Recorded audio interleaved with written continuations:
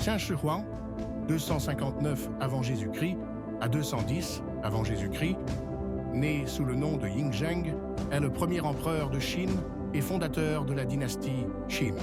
Il monte sur le trône du royaume à 13 ans et après une série de conquêtes, il unifie la Chine, mettant fin à la période des royaumes combattants. Il se proclame alors Shi Huangdi, premier empereur, établissant un régime centralisé et autoritaire. Son règne est marqué par des réformes radicales, comme l'unification de l'écriture, des poids, des mesures et des monnaies pour standardiser l'empire, ou encore la construction d'infrastructures, des routes, des canaux et la première version de la Grande Muraille. Son règne est aussi marqué par une brutalité extrême et une obsession du pouvoir absolu. Il supprime les seigneurs féodaux et impose une administration directe. Il ordonne l'autodafé des livres et l'exécution de centaines de lettrés pour éviter toute critique de son régime.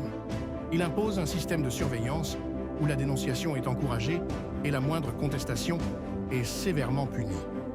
Qin Shi Huang craint aussi les complots et les esprits maléfiques.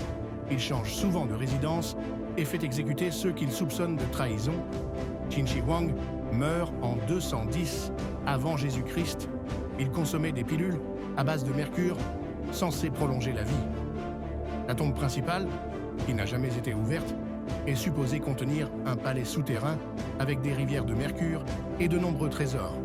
À proximité, on trouve l'armée de terre cuite qui comprend plus de 8000 statues de soldats, chevaux et chars grandeur nature censés protéger l'empereur dans l'au-delà.